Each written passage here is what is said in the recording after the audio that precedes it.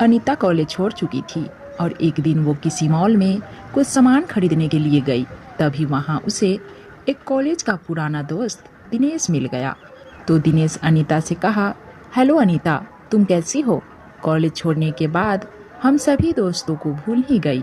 तभी अनीता ने थोड़ा शर्माते हुए कहा कि नहीं दिनेश, दरअसल मैं किसी को भी नहीं भूली, बस बात यह है कि मुझे टाइम ही नहीं मिलता। तभी दिनेश ने अनीता को ऊपर से लेकर नीचे तक उसे घूरकर देखने लगा और अनीता को देखकर वो अपने मन में ये सोच रहा था कि वाओ कितनी सुंदर है अनीता, इसका तो नंबर लेना ही पड़ेगा।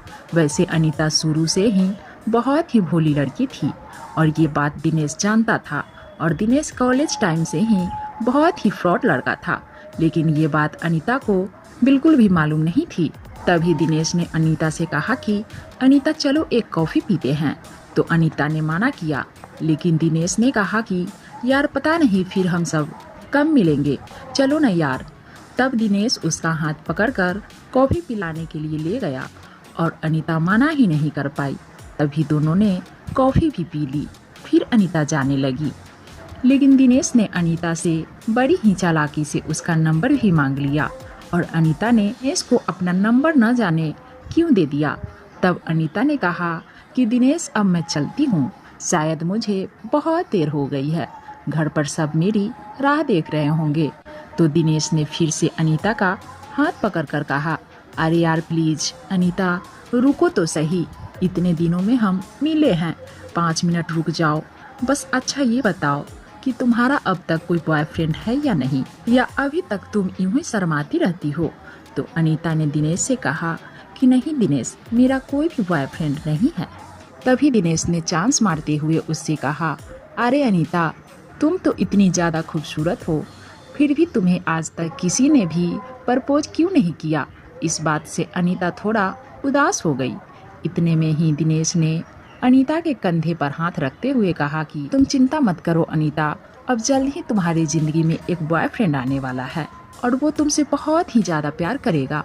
और दिनेश ने अनीता के हाथ पर हाथ रख दिया और जैसे अनीता के अंदर कोई करंट सा ही लगा हो, लेकिन शायद वो दिनेश की आंखों में उसका फ्रॉड पाना बिल्कुल भी नहीं देख पाई और वो दिनेश का हाथ अपने हाथ पर से भी नहीं हटा पाई। तभी दिनेश ने अनीता को उसके साथ एक एक सेल्फी लेने को कहा, लेकिन न जाने अनीता उसको मना क्यों नहीं कर पा रही थी। शायद दिनेश उसके भोलेपन का फायदा उठा रहा था।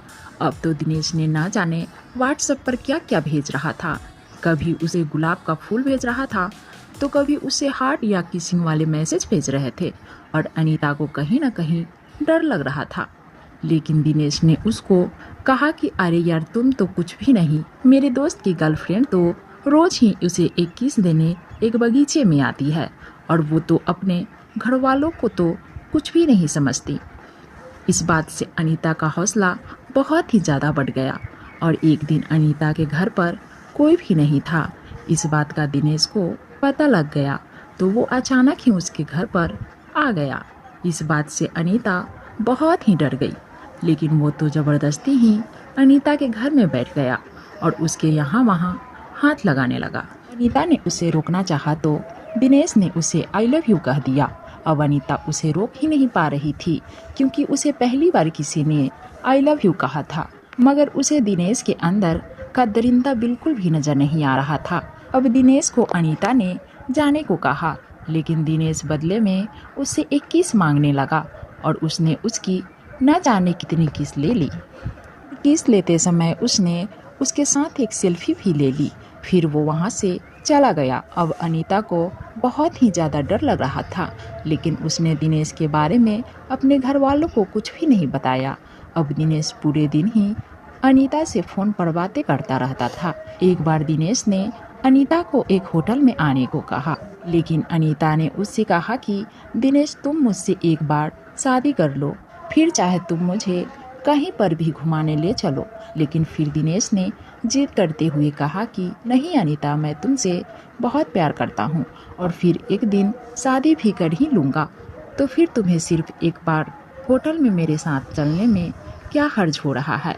तब अनीता कहा कि दिनेश शादी से पहले ये सब करना गलत होगा, तभी दिनेश ने बड़ी ही चालाकी से उससे कहा कि चलो अनीता, मैं तुम्हारे साथ कुछ भी गलत नहीं करूँगा, लेकिन बस एक बार तुम मुझसे मिलने होटल में आ जाओ और 10 मिनट मुझसे बात करके चली जाना।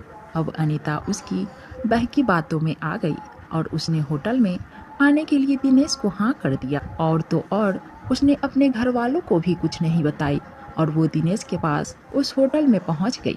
और जैसे ही अनीता वहां गई तो दिनेश ने उसे एक कोल्ड ड्रिंक में नशे की दवा मिलाकर पिला दिया और अब धीरे धीरे उसे नशा होने लगा। तभी अचानक अनीता के सामने दिनेश का एक दोस्त भी आ गया और वो दोनों ही अनीता को देखकर मुस्कुरा रहे थे। अब अनीता सब समझ चुकी थी कि दिनेश ने उसके साथ धोखा किया है और फिर दिनेश और उसके एक दोस्त ने मिलकर अनीता के साथ जो गंदा काम किया उसके बारे में मैं आपको आगे की कहानी नहीं बता सकती हूँ, क्योंकि दोस्तों ये किसी की बेटी या बहन की इज्जत का सवाल है।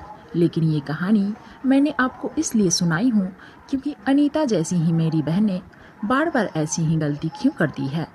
इसीलिए मेरी प्यारी बहनों, अगर कोई लड़का आपको शादी से पहले होटल में या किसी अनजाने जगह मिलने को कहे तो समझ जाना कि आपकी ज़िंदगी और आपका जीवन बहुत ही ज़्यादा खतरे में है।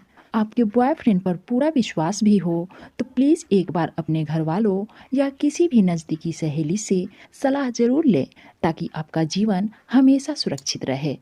तो मित्रों, आपको ये कहानी कैसी लगी आप लोग मुझे कमेंट करके ज़रूर बताइएगा। अगर आपको ये कहानी अच्छी लगी होगी तो आप अपने दोस्तों के साथ शेयर ज़रूर करिएगा, ताकि उनको भी इनकी जानकारी मिल सके। और ऐसी ही प्यारी कहानियाँ सुनने और देखने के लिए हमारे यूट्यूब चैनल से जुड़ जाइए। तो फिर मिलते हैं अगली कहानी में, तब तक के लिए आप अपना ध्यान रखिए।